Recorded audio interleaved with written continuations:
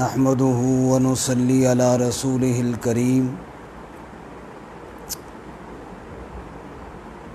إن الله وملائكته يصلون على النبي يا أيها الذين آمنوا صلوا عليه وسلموا تسليما اللهم صل على سيدنا ومولانا محمد وعلى آل سيدنا ومولانا محمد وعلى آله وأصحابه أجمعين۔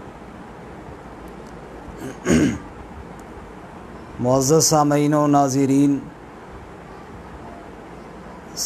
السلام علیکم ورحمۃ اللہ وبرکاتہ۔ سلسلہ وار درس قرآن کچھ دنوں کے لیے روک کر،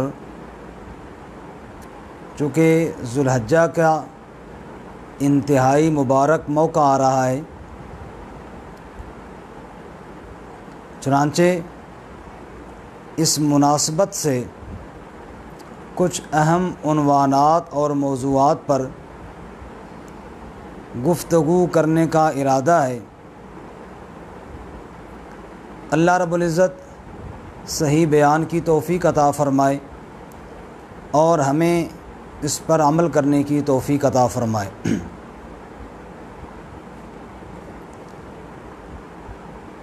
چونکہ بعض عبادات ایسی ہوتی ہیں کہ وہ خاص اوقات کے ساتھ متعین ہوتی ہیں، ان اوقات کے علاوہ وہ ہم پر لازم نہیں ہوتی۔ جیسے رمضان المبارک کے روزے، یہ بھی ایک اہم عبادت ہے، ارکان اسلام میں سے ایک رکن ہے، لیکن یہ سال کے باقی 11 مہینے ہم پر لازم نہیں ہوتے، یہ صرف رمضان المبارک کے مہینے میں لازم ہوتے ہیں۔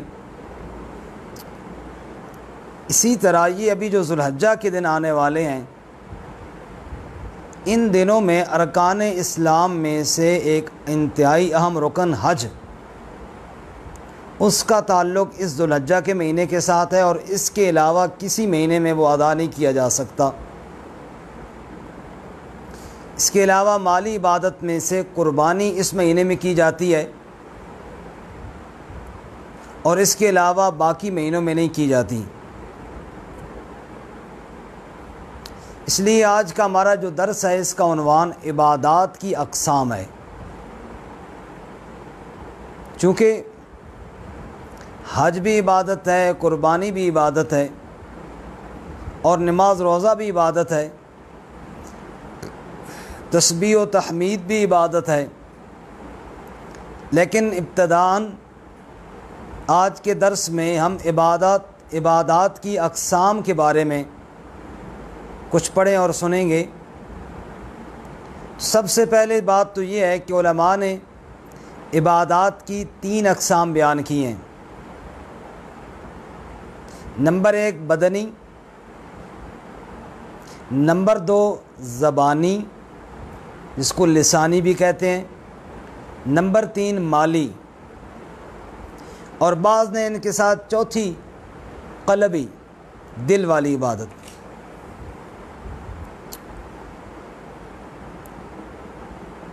چونکہ عبادات کا تعلق انسان کے وجود کے ساتھ ہے، اور انسان کی دنیا میں تشریف آوری کا مقصد ہی اللہ کی عبادت ہے۔ ارشاد باری تعالیٰ ہے، وَمَا خَلَقْتُ الْجِنَّ وَالْإِنسَ إِلَّا لِيَعْبُدُونَ، میں نے جن و انس کو اپنی عبادت کے لیے بنایا ہے۔ سوال یہ ہے کہ عبادت کہتے کس کو ہیں اور اس کی اقسام کیا ہیں؟ اقسام کی تفصیل میں جانے سے پہلے ہم عبادت کا مفہوم عرض کریں گے کہ عبادت کہتے کس کو ہیں۔ چونکہ عبادت عربی زبان کا لفظ ہے، یہ ہمارے ہاں اردو یا پنجابی یا کسی اور زبان کا لفظ نہیں ہے، عربی زبان کا لفظ ہے۔ اس لیے ہم نے پہلے اس کی تعریف اور اس کی تشریح جو علماء امت نے بیان کی ہے، یا جس کا مفہوم شریعت نے بیان کیا ہے، اس کو سمجھنا ہمارے لیے ضروری ہے، تاکہ عبادت کا صحیح مفہوم ہم سب کو سمجھ میں آ جائے۔ بعض علماء فرماتے ہیں عبادت کہتے ہیں اطاعت مال خضوع کو، عاجزی کے ساتھ، توجہ کے ساتھ اللہ کی فرما برداری کرنے کو عبادت کہتے ہیں۔ بعض نے فرمایا اظہار تذلل، انتہائی عاجزی کے اظہار کا نام عبادت ہے۔ بعض نے فرمایا غایت الحب، محبت کی انتہا کا نام عبادت ہے۔ یہ ساری تعریفیں اپنی جگہ پر درست ہیں کہ اللہ تعالیٰ کی اطاعت بھی عبادت ہے، اللہ کے سامنے عاجزی اور بندگی کا اظہار یہ بھی عبادت ہے، یہ بھی درست ہے، اللہ کے ساتھ محبت کرتے ہوئے اس کے سامنے عبادت کرنا یہ بھی عبادت ہے، یہ معنی بھی درست ہے۔ یہ سارے مفہوم اپنی جگہ پر درست ہیں، لیکن صحیح جامع تعریف علامہ ابن قیم رحمۃ اللہ علیہ نے عبادت کی ہے، جو عبادت کی تمام اقسام کو شامل ہے۔ علامہ ابن قیم رحمۃ اللہ علیہ فرماتے ہیں العبادت عبارت عن الاعتقاد والشعور۔ عبادت کس چیز کو کہتے ہیں؟ فرماتے ہیں عبادت اس کی تعریف یہ ہے کہ بندے کا عقیدہ اور نظریہ یہ ہو کہ میں جس کی عبادت کر رہا ہوں، جو میرا معبود ہے، اس کو ایک غیبی غلبہ حاصل ہے فوق الاسباب، یقدر بها علی النفع والضرر۔ اس غیبی غلبے کی وجہ سے وہ نفع اور نقصان پر قدرت رکھتا ہے۔ فَكُلُّ دُعَاءٍ وَتَعْظِيمٍ وَثَنَاءٍ يَنشَأُ مِنْ هَذَا الْاعْتِقَادِ فَهِيَ عِبَادَةٌ۔ فرماتے ہیں یہ نظریہ کسی ہستی کے بارے میں رکھ کر جو بھی بندہ دعا کرے، جو بھی بندہ تعظیماً کوئی عمل کرے، یا جو بھی بندہ کوئی حرکت کرے اس نظریے کے ساتھ کہ میں جس کے لیے کر رہا ہوں وہ دیکھ بھی رہا ہے اور نفع اور نقصان پر قدرت بھی رکھتا ہے، تو یہ اس کی عبادت بن جائے گی۔ یہی نظریہ اللہ کے لیے رکھے گا تو اللہ کی عبادت بنے گی، اور یہ نظریہ کسی غیر کے لیے رکھے گا تو غیر اللہ کی عبادت بن کر شرک ہو جائے گا۔ تو عبادت کی تعریف کیا ہوئی؟ آسان لفظوں میں اب یوں کہیے کہ معبود کے لیے یہ نظریہ رکھنا کہ میرا معبود، میرا رب، میرا اللہ جس کی میں عبادت کر رہا ہوں، وہ مجھے دیکھ رہا ہے، وہ مجھے جانتا ہے، حتیٰ کہ میرے دل کے ارادوں سے بھی واقف ہے۔ اور یہ عقیدہ اور نظریہ رکھ کر میں اللہ کے لیے کوئی دعائیہ کلمہ بولوں، کوئی تعریف بولوں، کوئی تسبیح بولوں، وہ عبادت بنتی جائے گی۔ یا بدن کے ساتھ کھڑا ہو جاؤں، یا رکوع میں چلا جاؤں، یا بیٹھ جاؤں، یا سجدہ کروں، یا بدن کے ساتھ چکر لگاؤں، طواف کروں، جو بھی اس نظریے کے ساتھ عمل کروں گا وہ بدنی عبادت بنتا جائے گا۔ یا اسی طرح مال خرچ کروں، صدقہ خیرات دوں، زکوٰۃ قربانی کروں، اس نظریے کے ساتھ کہ میرا معبود میرے اس عمل کو دیکھ بھی رہا ہے اور مجھے نفع اور نقصان دینے پر قادر بھی ہے، تو یہ میرا ہر عمل اللہ کی عبادت بنتا جائے گا۔ تو یہ ہوئی عبادت کی تعریف۔ لا الہ الا اللہ، اللہ کے سوا کوئی عبادت کے لائق نہیں۔ کیا مطلب؟ کہ میرے حالات کو مکمل دیکھنے والا، مجھے نفع اور نقصان دینے والا اللہ کے علاوہ اور کوئی نہیں ہے۔ یہی عبادت کا صحیح مفہوم ہے۔ اب جیسے میں نے عرض کیا کہ عبادت کی 4 قسمیں ہو گئیں، بعض نے 3 بتائی ہیں، بعض نے 4، 3 ہوں یا 4 ہوں، وہ چوتھی ان میں داخل ہے اگر 3 ہوں تو۔ سب سے پہلے عبادت قلبی، وہ عبادت جس کا تعلق انسان کے دل کے ساتھ ہے۔ مفسرین فرماتے ہیں عبادت قلبی کی پھر 5 قسمیں ہیں، یا اس کے 5 رکن ہیں، یعنی دل کے ساتھ جس عبادت کا تعلق ہے اس کی آگے 5 صورتیں ہیں۔ نمبر 1 اخلاص۔ ارشاد باری تعالی وما امروا الا لیعبدوا اللہ مخلصین لہ الدین، میں نے حکم یہ دیا کہ خالص میری عبادت کریں۔ اب اخلاص کا تعلق دل کے ساتھ ہے، ظاہراً کوئی بندہ نہیں پہچان سکتا، یہ رب ہی جانتا ہے کہ اس بندے کے دل میں کس کی رضا ہے، اور کوئی نہیں جانتا۔ تو دل کی عبادت میں سے پہلا رکن اس کا وہ اخلاص ہے، اور جو تمام عبادات میں اہم ترین ہے۔ اس پہ ایک لمبا عنوان ہے، لیکن چونکہ وہ موضوع نہیں اخلاص کو بیان کرنا۔ نمبر 2، دوسرا رکن کیا ہے؟ فرماتے دوسرا رکن محبت الہی ہے۔ معبود کی عبادت بوجھ سمجھ کر نہیں کرنی، معبود کی عبادت محبت کے جذبے کے ساتھ کرنی ہے۔ قربانی کا موقع آ رہا ہے، میں انتہائی معذرت کے ساتھ کہ جان چھڑانے کے لیے اور اپنے اوپر مصیبت سمجھتے ہوئے اس طرح قربانی نہیں کرنی، بلکہ ایک شوق اور ایک ولولے اور ایک جذبے اور ایک محبت کے ساتھ کرنی ہے کہ میں اپنے اللہ کے نام پر، اپنے معبود کے نام پر چیز قربان کرنے جا رہا ہوں۔ ایک شوق ہونا چاہیے، ایک جوش اور ایک محبت کا رنگ ہونا چاہیے۔ اور اس کو قرآن یوں بیان کرتا ہے صبغۃ اللہ ومن احسن من اللہ صبغہ ونحن له عابدون، ہم نے اللہ کا رنگ قبول کر لیا، یہ محبت کا اظہار ہے۔ ہوا مولانا، وہ ہمارا کارساز ہے۔ تو یہ محبت کا رنگ، محبت کا جوش، یہ عبادت میں ہونا چاہیے۔ تیسری اور چوتھی چیز جو دل کا، عبادت میں جس کا دل کے ساتھ تعلق ہے، وہ ہے رجا اور خوف، امید اور خوف۔ فرمایا ایمان الایمان بین الخوف والرجاء، ایمان خوف اور امید کے بیچ میں ہوتا ہے۔ اور اللہ قرآن میں فرماتے ہیں اولئک الذین یدعون یبتغون الی ربہم الوسیلہ ایہم اقرب ویرجون رحمتہ ویخافون عذابہ، میرے بندے میری رحمت کے امیدوار بھی ہیں اور میرے عذاب سے ڈرتے بھی ہیں۔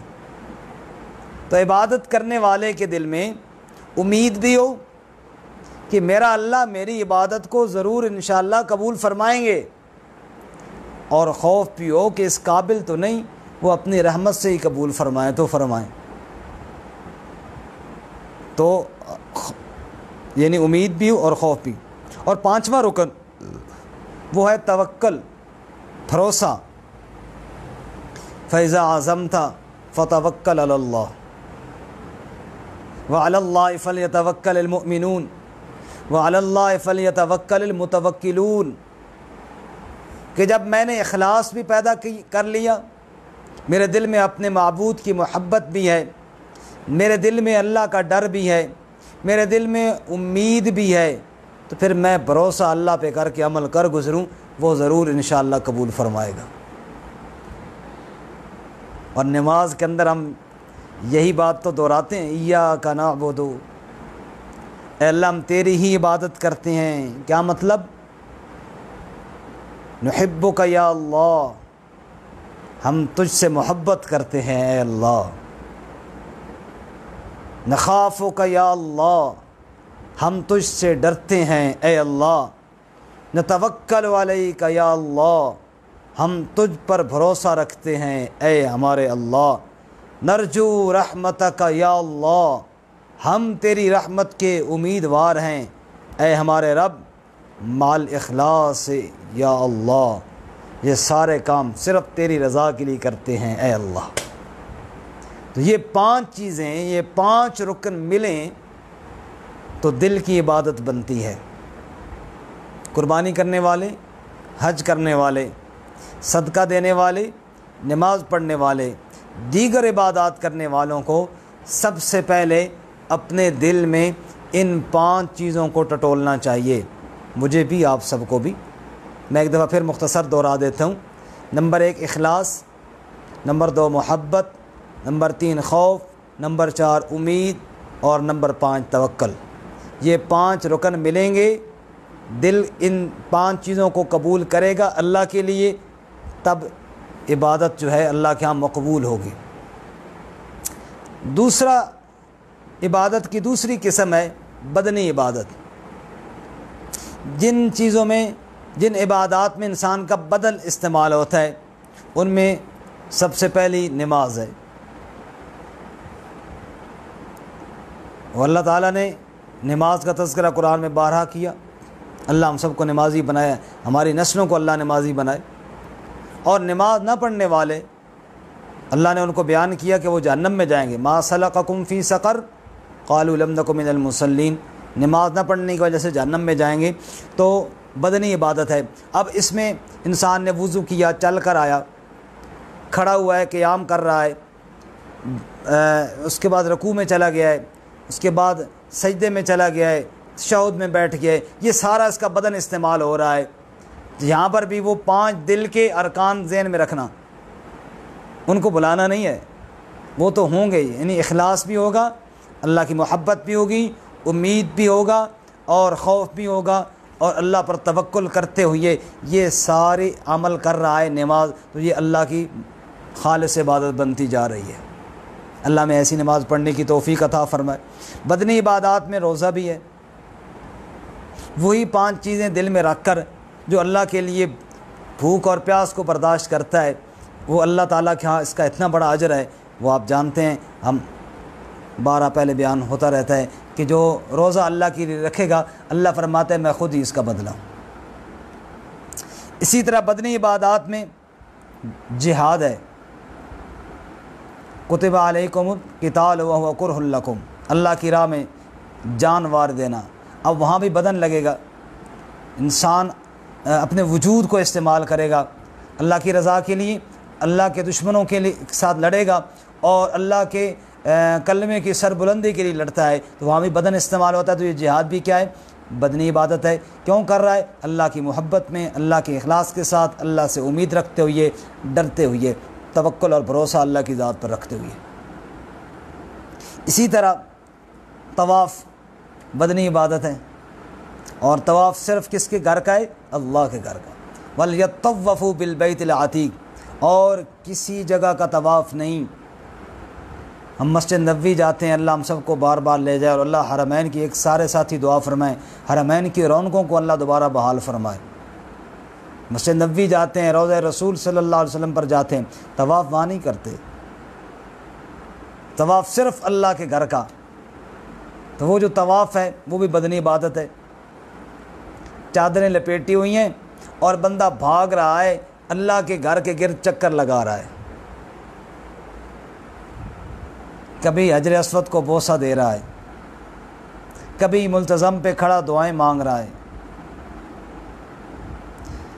تو یہ بدن کی عبادت ہے۔ اسی طرح عبادت کی تیسری قسم ہے لسانی عبادت، زبانی عبادت۔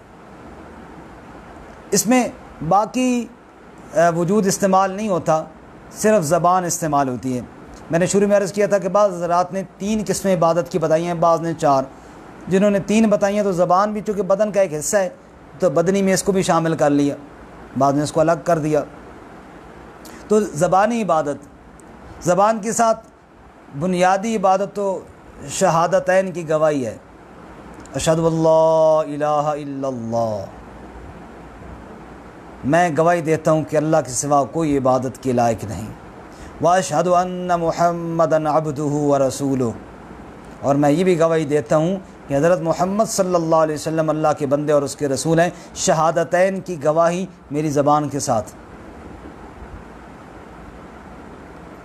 یہ زبانی عبادت ہو گئی۔ اسی طرح دعائیں مانگنا، دعا بھی عبادت، الدعاء مخ العبادہ، عبادت کا خلاصہ اور مغز ہے دعا۔